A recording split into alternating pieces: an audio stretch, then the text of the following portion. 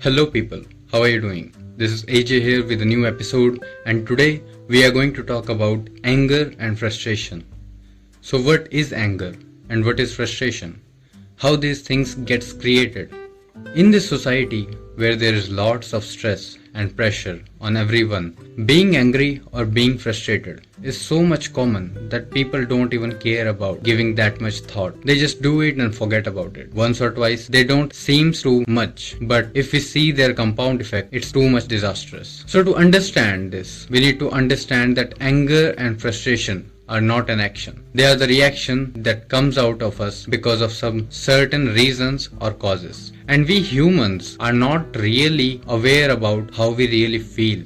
Yes, we think that we know how we feel, but that's just observation of the reactions coming out of us. We aren't really aware about how we feel when we give those reactions. And because we aren't really aware about ourselves, we give even the reactions blindly. Right now, our whole lives are comprised of nothing but the reactions of ourselves to the other people or the situations. We are not really doing any actions, we are just giving reactions. It's basically saying that we are not in charge of ourselves. Think about it.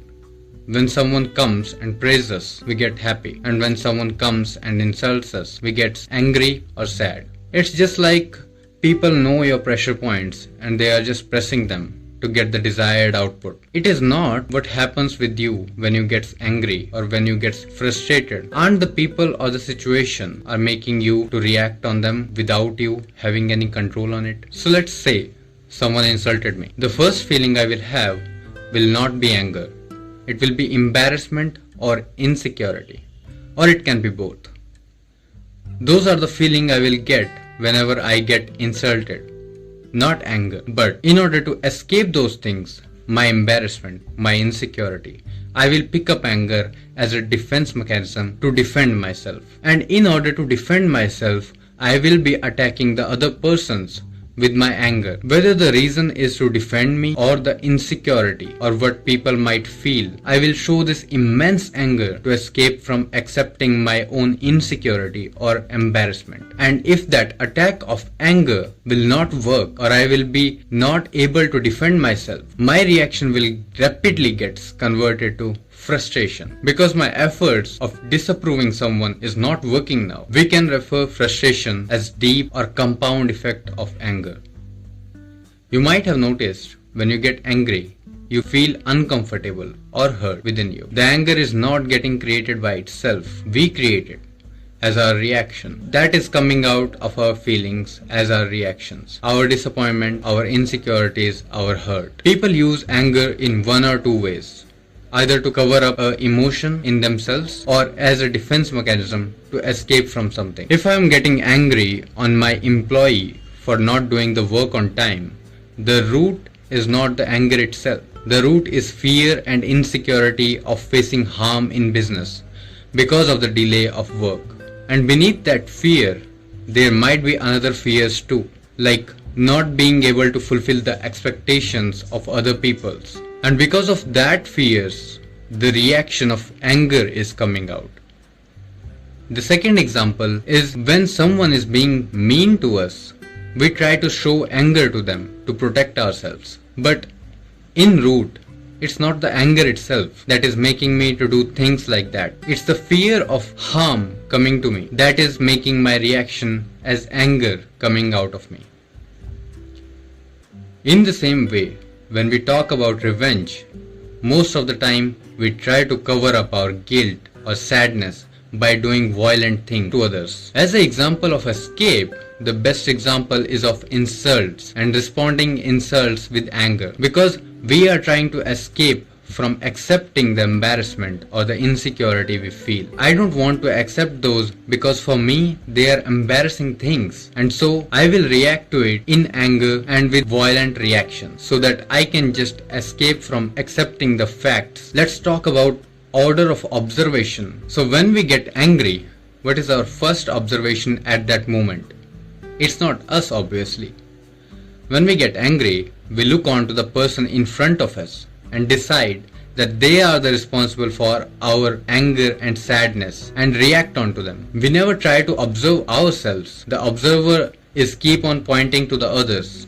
And because of not observing ourselves, we are always gets controlled by the others, whether it is other person or other situation. Beneath our reactions, if we observe, we will come to know that there are whole different causes are present in the root. So in order to analyze the anger or frustration, we must turn the observer to ourselves and we must look at ourselves before looking into others. That way, we can avoid being overpowered by the anger. So let's say this time around someone insulted me and I first observed myself and find out that my insecurity and my embarrassment is at the base. And this time I will not think the other person is responsible for these because these are my insecurities and I must accept them. If I don't accept them today, tomorrow something else is going to hurt me for them. So let's talk about acceptance. So in order to accept something, what is the plan of action? How can we go from escaping from things to accepting them? So the answer is simple. We just need to understand them and we need to analyze them. What are those feelings I feel when I get angry or frustrated? We need to watch them very carefully and deeply. What are our insecurities? And we need to work on them. What are our fears? We need to work on them. We need to watch them and analyze them. As I have given the example before, behind the anger there is mostly the fears or insecurities are at the root. So we need to analyze now what is creating those insecurity, what's beneath that fear. We need to understand them and work on them. What are we insecure about? What is making me afraid?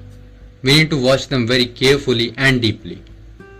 Understand, accept your fears and your insecurities, and then yourself will be in charge of you. Once you have accepted your fears, your insecurities, there will be no reason for you to being controlled by others. And this time around, even if you will react, the reaction will be at your own will.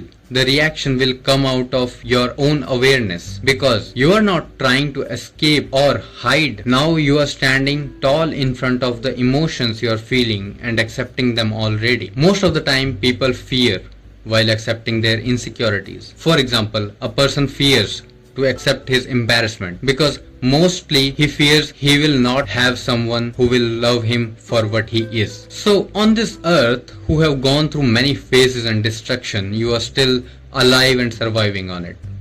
Isn't it something to be happy about? Think about it. And moreover, every fears are based upon our knowledge of the things that we know. And we obviously don't know everything. So you might be able to find someone because they love you only because of your features.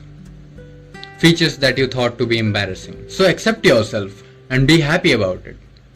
By accepting you, you will overcome your insecurities and you can finally be in charge of yourself.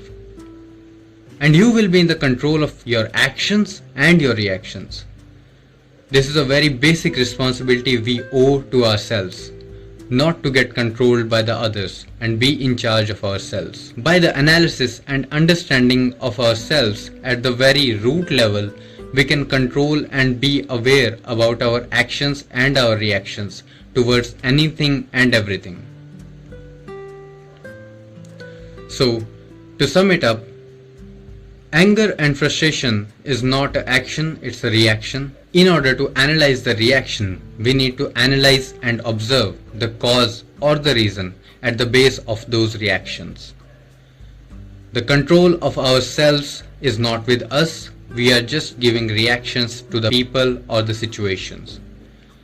We need to take that control back by analyzing and understanding ourselves. To analyze, we must observe and be aware of ourselves, our feelings, our emotions. Instead of focusing on other people's or other situations, we must focus on ourselves. We need to accept our feelings, our fears, our insecurities in order to free from anger and frustration. We need to be aware of our emotions and our reactions to them. Only that way we will be able to understand what's really going on with us. That's all for today, guys. I hope you have understood what I have explained. Thanks a lot for listening. Signing off.